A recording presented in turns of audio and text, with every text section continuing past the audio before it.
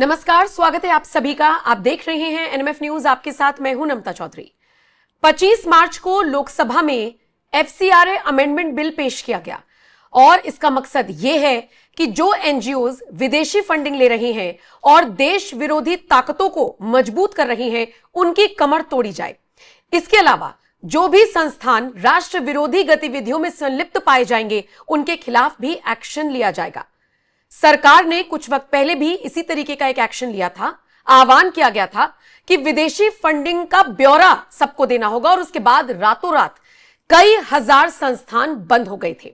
उसके बाद जैसे जैसे सरकार एक्शन लेती है, वैसे वैसे अवैध तरीके से फंडिंग ले रहे और राष्ट्र विरोधी गतिविधियों में संलिप्त ये संस्थान रातों रात बंद हो जाते हैं। अब तक 2.5 लाख ऐसे एनजीओज हैं जो बाहर से फंडिंग ले रहे थे, भारत के विरोध में काम कर रहे थे। सरकार के एक प्रहार पर उन्होंने रातों रात अपने संस्थान को बंद कर दिया था और एफसीआरए अमेंडमेंट बिल एक आखिरी प्रहार माना जा रहा है। वो कहते हैं ना, ताबूत में आखिरी कील ठोक देना, बस वही समझा जा रहा है। लेकिन सवाल यह उठता है कि इसे लेकर विपक्षी दल के नेता हंगामा क्यों कर रहे हैं। ऐसे एनजीओज की अगर कमर तोड़ने का काम किया जा रहा है जो देश विरोधी कार्यों में संलिप्त हैं, तो इसमें विपक्षी दल के नेताओं को क्या दिक्कत है। तो आइए एक एक करके इस पूरे मुद्दे को विस्तार से समझेंगे। मेरे साथ मेरे वरिष्ठ सहयोगी पंकज प्रसून जुड़े हुए हैं। सबसे पहले, एफसीआरए अमेंडमेंट बिल कहता क्या है, इसके फायदे क्या हैं, इसका मकसद क्या है। नम्रता, बड़ा इंटरेस्टिंग है एफसीआरए बिल, जो कि फॉरेन फंडेड एनजीओ के लिए लाया जा रहा है और इस पे आपत्ति है क्रिश्चियन मिशनरियों की, वो फादर्स या फिर वैसे एनजीओ की जिन्हें आप देख रहे होंगे कि वो या तो धर्म परिवर्तन में शामिल हैं या फिर जो विकास के काम हैं वो रोकने में शामिल हैं या अर्बन नक्सल्स। उन लोगों को सबसे ज्यादा समस्या है। एक एक करके सबसे पहले प्रावधान बताता हूं कि ये जो नया एफसीआरए बिल जो कि सदन में पेश होने जा रहा है, उस पे क्या है और क्या आपत्ति है। सरकार एक गवर्निंग बॉडी बनाने जा रही है जिसमें कहा गया है कि हर साल हिसाब किताब देना होगा एनजीओ को कि विदेश से जो चंदा आता है उसका। जिन एनजीओज ने अपना लाइसेंस रिन्यू नहीं कराया, ईयरली रिन्यू होता है, तो भाई जब अब आपने रिन्यू ही नहीं कराया तो आपकी जो प्रॉपर्टी है वो गवर्निंग बॉडी के पास रहेगी। यानी ऐसा नहीं है कि पैसा ले लिया विदेश से, काम किया नहीं और उस पैसे से कुछ स्ट्रक्चर वगैरह बना लिया और बाद में उसको बेच के पैसा कमा लिए। पर्सनली बहुत सारे एनजीओ ऐसा कर रहे थे। तो सरकार ने कहा कि नहीं, गरीबों की सेवा के लिए आपने पैसा लिया है और जिस पर्पस के लिए पैसा लिया है वो काम तो करना होगा। और अगर आप ये सोचते हैं कि लाइसेंस रिन्यू नहीं कराऊंगा तो मेरी सारी प्रॉपर्टी बच जाएगी, फिर सरकार कुछ नहीं कर पाई, तो आई एम सॉरी, वो प्रॉपर्टी सरकार के गवर्निंग बॉडी के पास चली जाएगी जिसमें सरकार, जुडिशरी सबके सदस्य हो सकते हैं।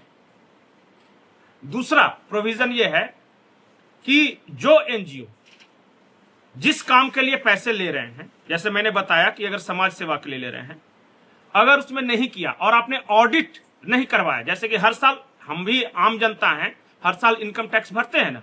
अगर ये इतना फायदेमंद है पंकज जी, तो फिर विपक्षी दल के नेता इसका विरोध क्यों कर रहे हैं और इसी कड़ी में राहुल गांधी क्या कुछ कह रही हैं, आइए पहले वो सुनवा देते हैं। Now suddenly we notice that an FCRA bill has been brought in. And what is interesting is there is only one organization that can get money from abroad. No other organization can get money from abroad except the RSS. Mr. Modi can get finance from abroad through Mr. Adani, and the RSS can get finance from abroad. Nobody else can get it. What is so special about the RSS? That they have special rules for them. They spread hatred, they spread anger, they divide people. So that is the way the BJP functions.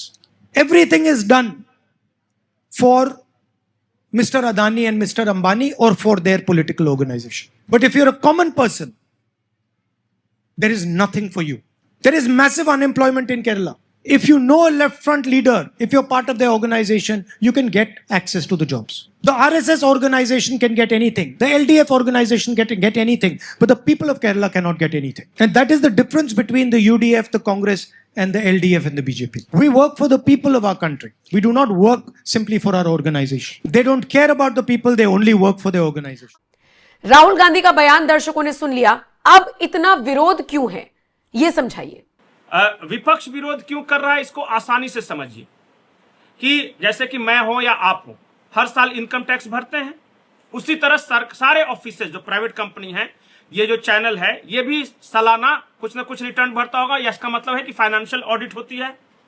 सरकार ने ये कहा है कि अब NGO को भी करवाना होगा, क्योंकि पैसे तो वो भी ले रहे हैं, खर्च तो वो भी कर रहे हैं।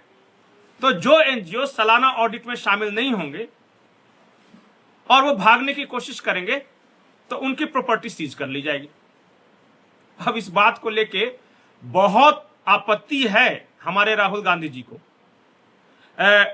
उनका ये कहना है, बड़ा बचकाना है कि भाई जब फॉरेन फंडेड एनजीओ पर इस तरह का वॉच है तो आरएसएस पे क्यों नहीं। आरएसएस भारत में बना हुआ है, भारत के लोग चंदा देते हैं, और अगर विदेश से भी चंदा आता है तो जो इंडियंस हैं, जो आइडियोलॉजिकली इसको मानते हैं, वो देते हैं।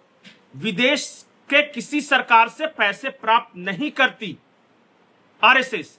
और ये वाले जो एनजीओज हैं वो यूएस डिपार्टमेंट से पैसे प्राप्त करते हैं। कई सरकारें, कई बड़ी संस्थाएं जो उन देशों में बनी है, जो डीप स्टेट की संस्थाएं हैं, वो भी इनको पैसे देती है। तो आरएसएस से तुलना करके वो जनता को कंफ्यूज कर सकते हैं, लेकिन जो हकीकत है वो बिल्कुल अलग है। और दूसरी बात, क्या इस देश में विदेश के पैसों से धर्मांतरण की इजाजत होनी चाहिए? आप बताइए।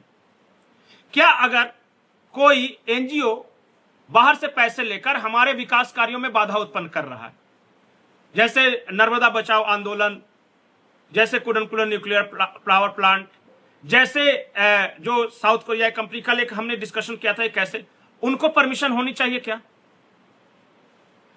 क्या आरएसएस ने किसी विकास कार्य का विरोध किया है? क्या आरएसएस किसी विदेशी सरकार से पैसे प्राप्त करता है? तो डोंट कंफ्यूज अस। भारत के लोगों को यह मत कहिए कि संघ को एफसीआरए लाइसेंस उसका क्यों नहीं है। तो एफसीआरए जो नया जो नियम लागू हो रहा है, उन पर नियम लागू हो रहा है जो विदेशी संस्थाओं और विदेशी सरकारों से पैसे प्राप्त करते हैं, और भारत में उनकी गतिविधियां संदिग्ध है क्योंकि वो ऑडिट नहीं कराते, कोई हिसाब किताब नहीं देते, उनके लिए है। अगर इस देश के कुछ लोगों को लगता है कि ठीक है, हिंदुओं का जबरन धर्मांतरण होना चाहिए, आदिवासियों का जबरन धर्मांतरण होना चाहिए, दलितों का जबरन धर्मांतरण होना चाहिए, तब उनको जरूर परेशानी है। और सवाल उठाने वाले कौन लोग हैं बताइए? आम जनता में से कोई क्यों नहीं सवाल उठा रहा है? ये सारे सवाल उठाने वाले अर्बन नक्सलसी क्यों हैं? ये सारे सवाल उठाने वाले वो चर्च और पादरी, वो सब क्रिश्चियन मिशनरीज क्यों हैं? और फिर राहुल गांधी क्यों हैं? क्योंकि राहुल गांधी की पूरी राजनीति एनजीओ, क्रिश्चियन मिशनरीज और इस्लाम, मुसलमान, इसी तक सिमटी हुई है, और इसलिए वो विरोध कर रहे हैं। अगर कोई भी एनजीओ ये विदेशी फंडिंग लेता हुआ पाया गया, वो विदेशी फंडिंग जो भारत विरोधी गतिविधियों में संलिप्त अगर पाई गई, तो उसके खिलाफ ज्यादा से ज्यादा सजा का प्रावधान क्या है? अगर आपने बड़ा अच्छा सवाल उठाया कि अगर कोई देश विरोधी गतिविधि में पाया जाता है तो क्या होगा, उसका मैं उदाहरण बताता हूं। करने के पहले ही इन लोग भाग जाते हैं, लोग डरपोक लोग हैं ना।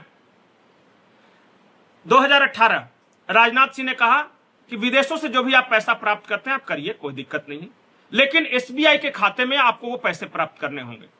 20,000 एनजीओ बंद खुद ही।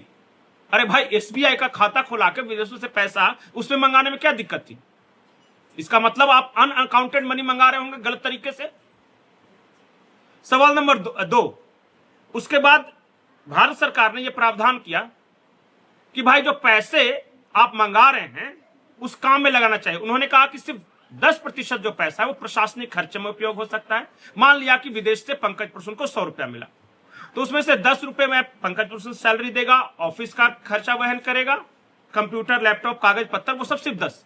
बाकी जो 90 रुपए हैं वो उस काम के लिए लगाने होंगे जिस काम के लिए मंगाया है, यानी गरीबों की भलाई के लिए। ऐसा सरकार ने कहा। 25,000 और एनजीओ बंद। भाई ये बंद क्यों हो रहे हैं? भारत सरकार ने तो अभी तक कोई किसी पे कुछ कहा नहीं, और अब सरकार ने कहा कि बस कुछ नहीं, आप पैसे मंगाइए, कोई दिक्कत नहीं है, हिसाब दे देना होगा, हर साल अपना लाइसेंस रिन्यू करा लीजिए। अब देखिए, इसका मतलब दाल में कुछ ना कुछ काला है।